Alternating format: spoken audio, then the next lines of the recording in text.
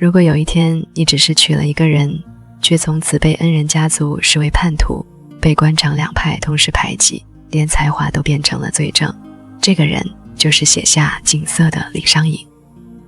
25歲那年，他剛剛考中進士，前途看似一片光明，可他轉身娶了恩師政敵的女兒，於是一句背恩無形像釘子一樣釘在他身上。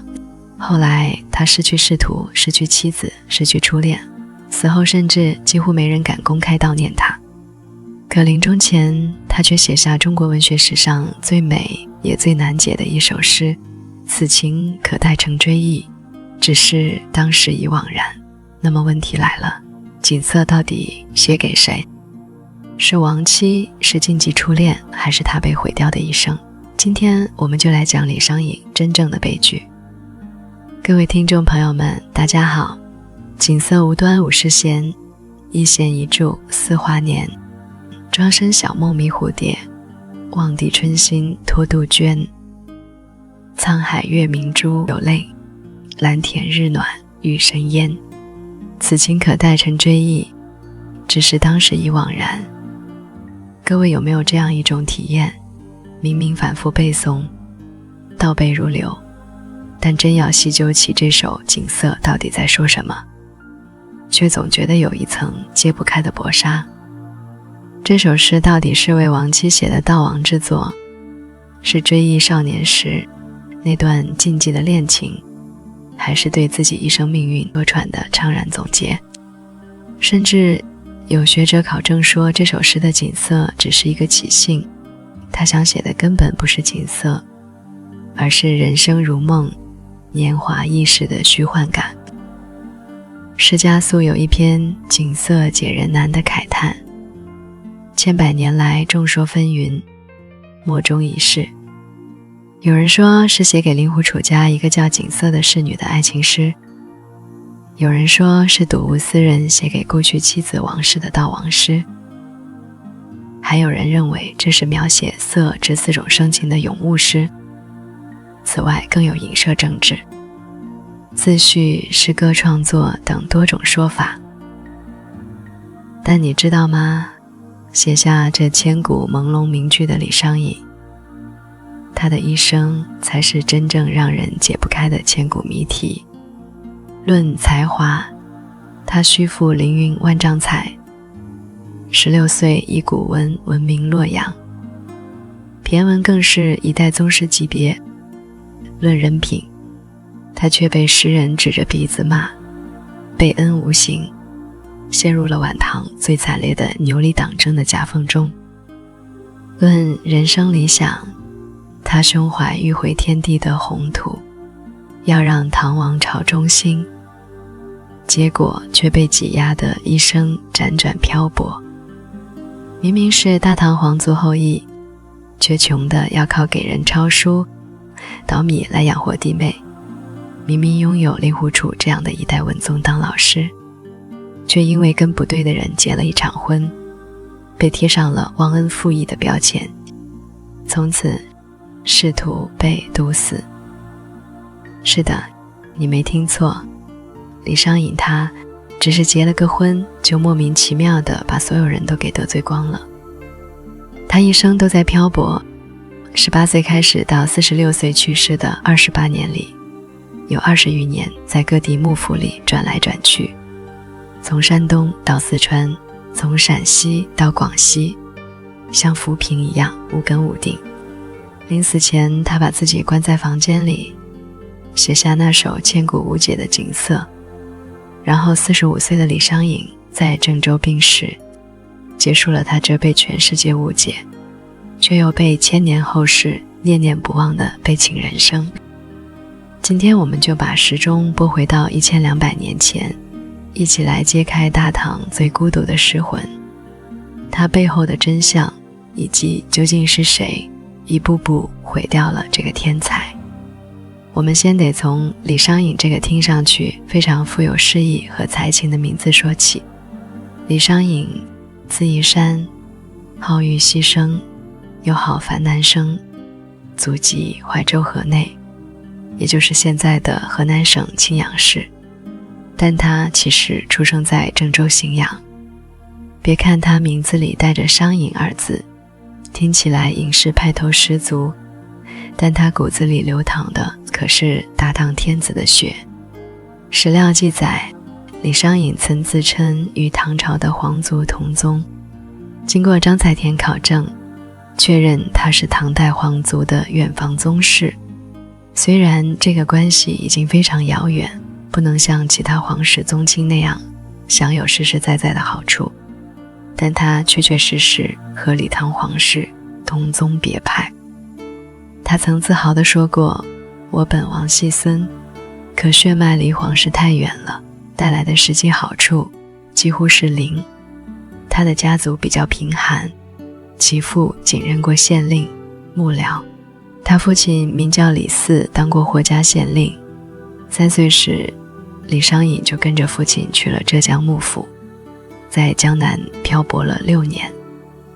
9歲那年，父親病逝，他和母親一起千里迢迢地護送着父親的靈柩，回到荥陽安葬，孤兒寡母，艱難至極。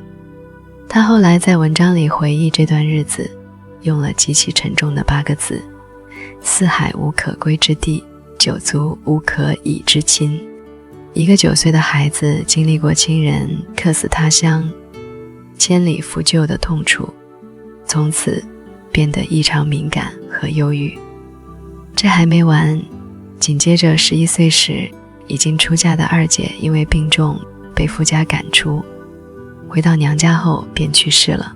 這又成了李商隱心裡有一道深不見底的傷口。成年後的李商隱之所以如此憂鬱多愁，患得患失，或許就是因為他把童年的隱痛全都埋在心底了。也正是在這種極度的困頓中，他開始拼命讀書。為了養家糊口，他被迫庸書犯沖，也就是一邊給人家當抄寫員，一邊甚至得去倒米掙口糧。但老天爺剝奪了他作為貴公子的奢侈生活，卻賦予了他驚人的文學天賦。才10幾歲，他就寫出了《才論》《聖論》，以古文聞名洛陽。然而此時的洛陽城裡，有一個人正虎視眈眈地看着這個貧困卻又充滿倔強的少年，他就是一代文宗，官至宰相的大人物令狐楚。如果說人這輩子有再生父母，那麼對李商隱來說，令狐楚絕對是排在最前面的那一個。大和3年，也就是829年，年仅16、17歲的李商隱在東都洛陽拜謁當時德高望重的令狐楚。當時的令狐楚身居東都，留守高位，是文壇宗主，也是駢文寫作的頂尖高手。他看到李商隱寫的文章之後，立刻拍案叫絕，覺得這小子是塊璞玉，完全有能力傳承自己的駢文衣缽。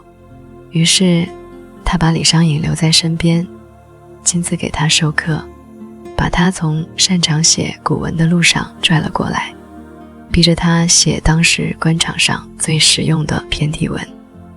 因為如果你想考中进士當官，你就必須寫這種辞藻華麗、講究對仗的公文。事實證明，令狐楚的眼光極其毒辣。李商隱的駢文很快進步神速，甚至青出於藍，達到了不羨妄想的佩刀的地步。他覺得得到老師的真傳，比得到一把象徵3公地位的佩刀還值得骄傲。令狐楚对李商隱有多好呢？完全是把他當親兒子養。李商隱很窮，令狐楚每年都給他一定的資費，給他買衣服，給他籌劃前途。他還把自己的兒子令狐桃拉來陪李商隱讀書，讓李商隱和令狐家的公子哥們一起玩，一起社交。可以毫不誇張地說，沒有令狐楚的資助和提攜，李商隱甚至連吃飯穿衣都成問題，更別說在洛陽城裡和那些世家子弟交往了。但現實總是非常殘酷的，李商隱太有才了。然而晚唐的科举考场，不是你才華就能輕易過關的。當時門第之風盛行，想要考上進士，必須有人幫你通關節。李商隱跟令狐桃一起去考試，令狐桃倒是考上了，李商隱卻屢次落榜，一直考到了開成2年，也就是837年，在令狐楚父子的強力運作之下，他終於在25歲時考中了進士。那一刻，李商隱覺得前途一片光明。可他怎麼也想不到，命運在給他遞上糖果的同時，已經在暗處為他準備好了一根最硬的刺。也就在他中进士的這一年冬天，恩師令狐楚病重了。在生命的最後時刻，令狐楚把李商隱叫到身邊，讓他代寫遺表。對於政治家來說，儀表是自己人生的最後蓋棺定論，重要性不言而喻。而令狐楚本人正是寫這類文體的絕頂高手，他卻把臨終的最後一個字交給了這個窮小子來落筆。這是何等厚重的信任！沒過幾天，令狐楚病逝，李商隱哭得痛徹心扉。他在後來的《殿相國令狐公文》中悲痛地寫道：昔夢飛塵，從公車輪，今夢山阿，送以哀歌。過去我跟隨老師的車輪，如今我在山間為老師唱起送葬的哀歌。那個待他如師如父的人走了，而僅僅在恩師去世不久後，金元節度使王茂元向李商隱拋來了橄欖枝，讓他到自己的幕府當幕僚。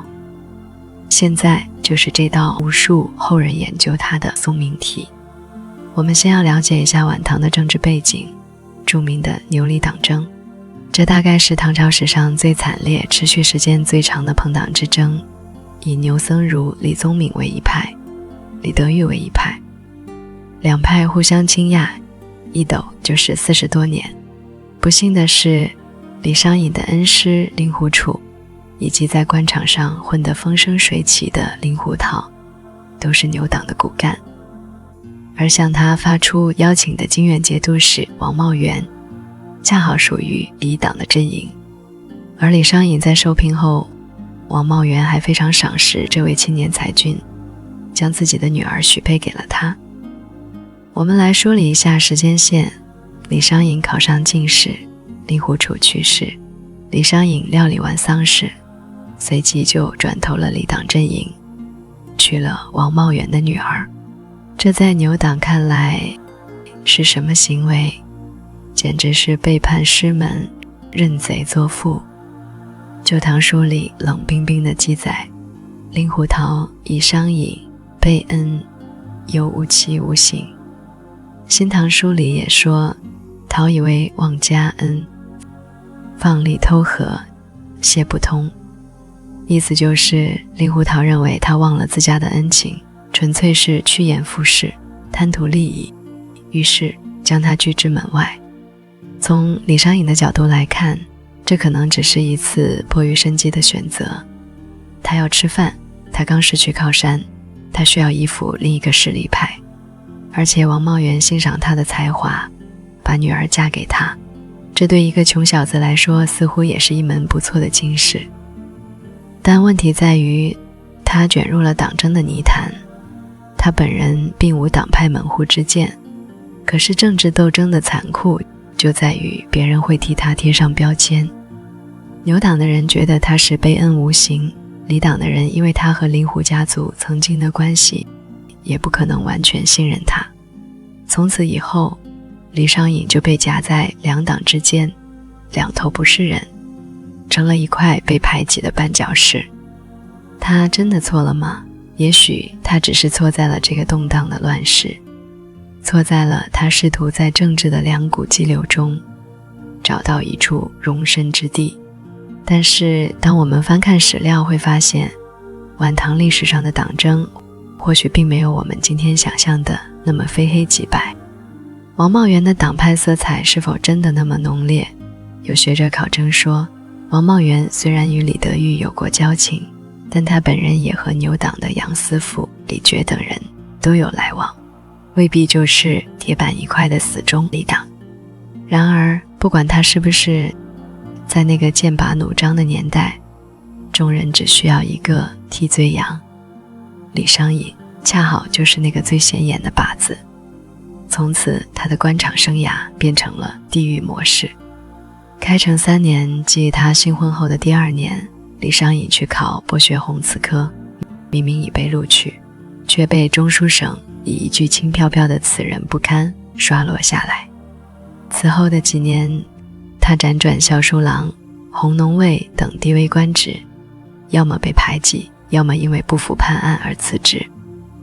會昌2年，842年，他終於通過書判拔萃考上了，在長安當了一個小小的秘書省正字。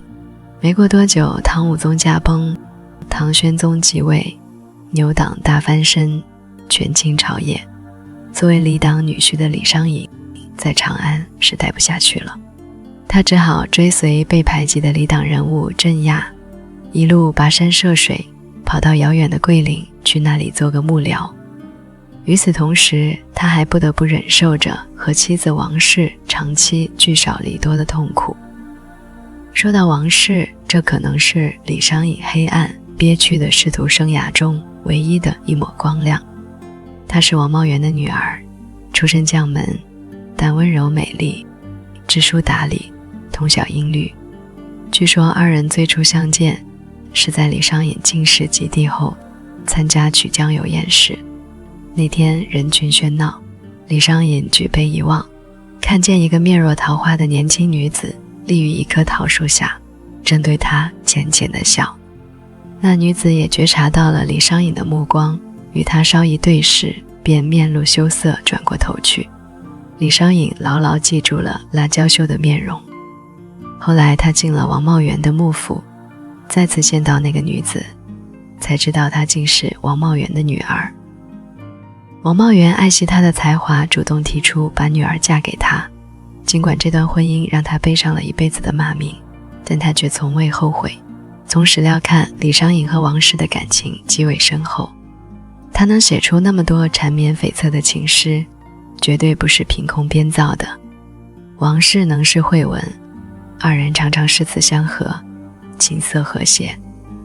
婚後，他們在洛陽重讓宅的舊居中度過了數年溫馨而美好的時光。然而好景不長，由於李商隱的官場不順和頻繁的游牧漂泊，他們一直過着聚少離多的日子。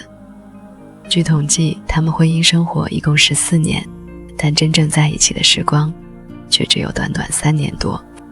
大中5年，公元851年，李商隱又一次離開長安，應武寧节度使盧鴻正之邀，到徐州去做判官。那一年長安城下着大雪，王氏撐着油紙傘將他送到城外。李商隱騎在馬上，握着他冰冷的手，兩人依依不捨。他策馬走出很遠，回頭望去，王氏還站在漫天飛雪中一動不動地目送他。那一刻，他的淚差點奪眶而出。他萬萬沒想到，這一別竟是永別。就在他遠在他鄉奔波求生的時候，王氏病倒了，而且病勢來得極其兇猛。等他接到消息，拼了命地往回趕的時候，妻子已經咽下了最後一口氣。他趕回長安郊外，只看到了一座冰冷刺骨的黃土新墳。他伏在墳前放聲痛哭，卻再也聽不到妻子溫柔的呼喚了。此後他的人生陷入了無盡的黑暗。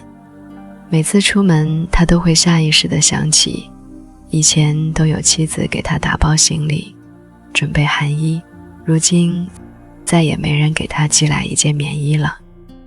次年冬天，他為了謀生被迫遠赴四川梓州，經過大散關時，天降3尺大雪，他悲從中來，寫下了那首短促卻幾近悲涼的悼亡詩：劍外從軍遠，吾家與寄依。散關3尺雪，回夢舊淵跡。意思是我從軍在外，離家遙遠，可是我已經沒有家了，也沒有人再給我寄寒衣了。漫天飛雪中，他恍惚間仿佛看到妻子坐在織錦機前，正為他縫制過冬的棉衣。一個舊字透進了往日的溫暖與眼前的淒涼。還有那首我們小時候在課本裡就背誦過的夜雨寄北，君問歸期未有期，巴山夜雨漲秋池。何當共剪西窗燭，卻話巴山夜雨時。所有人都以為這是一封夫妻間的家書，字字透着丈夫對妻子歸家的期盼。然而殘酷的事實是，李商隱寫這首詩的時候，王氏其實已經在幾個月前就去世了。他根本不知道妻子早已不在人世。當他滿懷深情地寫着何當共剪西窗燭，想象着回去後和妻子一起剪燭花，傾訴巴山夜雨思念之情時，他口中的君已經不在了。這封信最終成了一份永遠寄不出去的信。我們無從得知李商隱後來得知妻子早已過世時是怎樣的心情。也許就是從那一刻開始，他的心徹底死了。講完了王氏，大家可能會覺得，既然李商隱這麼愛王氏，那他是不是只愛過王氏一個人？但這就很奇怪了。李商隱的詩裡有一種若即若離、神秘隱晦的感覺，遠遠超出了一般的夫妻相思。這就不得不提到他另一段刻骨銘心卻永遠不可告人的戀情——宋華陽。李商隱年輕的時候，大約20多歲，曾經因為屢次科舉不第，內心彷徨，被家人送往玉陽山修道學仙。就在玉陽山的山間，他與一位美麗的女道士不期而遇。這位女子名叫宋華陽，本來只是公主身邊的一位宮女，因為公主入山修道，她便隨行做了女道士。那是一個怎樣的場景呢？據說李商隱第一次見到宋華陽，只是在公主車馬旁驚鴻一瞥，一位年輕俏麗、聰慧靈巧的女子對他報以微笑。李商隱瞬間就被震撼住了。一個是風流俊雅的才子，一個是能詩會文的多情道姑，兩顆孤獨的心在道觀的晨鐘暮鼓裡如乾柴烈火般燃燒起來。然而這段戀情是絕對不被禮教和道規所容許的。在那個年代，和公主身邊的宮女私通，後果不堪設想，但兩個人卻愛得昏天黑地。很快宋華陽就有了身孕，消息傳到公主耳朵裡，雷霆大怒，立刻將宋華陽遣送回宮中，從此不知所終。而李商隱也被公主轟下了山。這段短暫又充滿禁忌的歡愉，給李商隱留下了永恆的創傷。他的許多無題詩，比如昨夜星辰昨夜風，畫樓西畔歸堂東，身無彩鳳雙飛翼，心有靈犀一點通，都深深鐫刻着這段初戀的影子。尤其是那句蓬山此去無多路，青鳥殷勤為探看。這蓬山極有可能就是指玉陽山上那位再也見不到的女子。那一寸相思一寸灰的刻骨絕望，如果沒有親身經歷過這種撕心裂肺的離別，是不可能寫得出來的。為什麼李商隱的詩總被後人稱為朦朧詩？最大的原因就在於他根本不能把事情的真相直白地寫出來。這種跨越倫理、涉及宮廷的隱秘之愛，只能借助典故和意象，藏在詩的帷幕後面。所以我們讀他的詩，總有一種隔着一層紗的感覺，這正是他用血與淚編織出的藝術。講完了情感世界，我們再來看一下李商隱這輩子究竟是怎麼謀生的。李商隱從進入官場到病逝，不到30年的時間裡，前後入墓竟達11次，整整20多年奔波在各地幕府。他去過山東、山西、河南、陝西、甘肅、四川、廣西、江蘇等地，足跡遍布大半個中國。對於唐代的詩人們來說，遊歷山水是風雅之事，可對李商隱來說，這一切都是被迫的逃難。宣宗即位後，牛黨得勢，他跟着李黨鎮壓，跑到桂林，這是千里迢迢的大逃亡。沒過多久，鎮壓被貶，他失業了，只能灰溜溜地回長安。回到長安求職無門，又聽說朋友盧鴻正去了徐州，便匆匆忙忙跑到徐州，結果盧鴻正很快病故，他又失業了。後來柳仲穎出任東川節度使，向他發出了聘書，他又動身前往梓州。這一趟從長安到梓州，要經過咸陽、武功、陳倉，翻越秦嶺，再沿嘉陵江而下，全程2000多里，路途艱險異常。可李商隱還是去了，因為他要養家，要活下去。他在詩裡說自己薄宦梗猶泛，故園無以平，就像一根水上的浮梗，隨波逐流。故鄉的老宅早已荒蕪，長滿了野草。這句話幾乎就是他整個人生的精準寫照。如果李商隱生在盛唐，以他的才華或許可以成為另一個李白，可他生不逢時，偏偏生在了晚唐。晚唐時期的朝政腐敗，宦官專權，藩鎮割據，整個國家都已經病入膏肓，而他這個被夾在黨派之間的小人物，空有迂迴天地的遠大志向，卻只能眼睜睜看着理想破滅。說到這裡，我想大家都明白了，為什麼李商隱的詩會如此隱晦難懂了吧？因為他有太多太多的東西，不能說，不敢說，也說不出口。初戀送花羊不能說，仕途上的委屈不能說，對令狐桃既依賴又怨恨的複雜情緒更不好直說。於是他把一切都寫進了詩裡，用典故做迷障，用意象做暗喻。所以元好問評價他的詩才會無奈地感嘆，詩家總愛惜坤好，獨恨無人作正緘。更有趣的是，李商隱首創了無題詩這種文學題材。無題是什麼意思？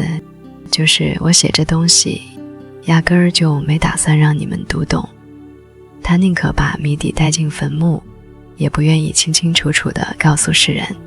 然而正是這種朦朧成就了他千百年來無可替代的地位。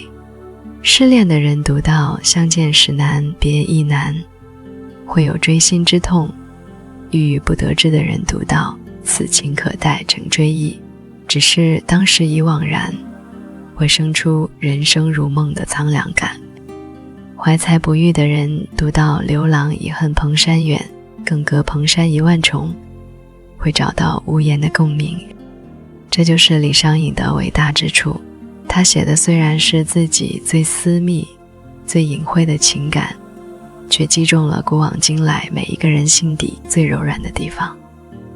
晚年的李商隱仕途徹底無望，摯愛的妻子早已長眠地下，初戀的情人杳無音訊，曾經亦師亦父的令狐楚和曾經情同手足的令狐桃也都形同陌路。他開始越來越頻繁地陷入對往事的回憶，這時候他似乎看到了妻子生前常彈的那張景色，想到了那50根琴弦，一根弦一個柱，就代表着他逝去的1年華年。他提筆寫下了那首千古絕唱：景色無端50弦，一弦一柱4華年。莊生曉夢迷蝴蝶，望帝春心托杜鵑。滄海月明珠有淚，藍田日暖玉生煙。此情可待成追憶，只是當時已惘然。這首詩就是他一生的總結。莊周夢蝶，不知自己是蝴蝶還是詩人，是現實還是夢境。望帝畫絹，泣血悲啼，理想難以實現。滄海珠淚，藍田生煙，美好而縹緲。這一年大概是公元858年，大中12年。寫完景色後不久，李商隱的身體迅速垮掉了。他告別了所有的幕僚生涯，拖着病體回到了鄭州老家。他的知己崔珏後來悲痛地寫道：虛負凌雲萬丈才，一生驚爆未曾開。你有萬丈的才華又怎樣？你這一生的理想抱負終究沒能實現。公元858年冬天，李商隱病逝於鄭州荥陽，年僅45歲。最令人心酸的是什麼呢？是這位名滿天下的大詩人去世以後，文壇竟然出現了詭異的沉默。因為政治鬥爭的陰影太重了，幾乎沒有人敢站出來公開写詩文紀念他。現存當時悼念李商隱的詩只有2首，都出自他最好的朋友崔珏之手。他生前被誤解，死後竟然還是被冷落。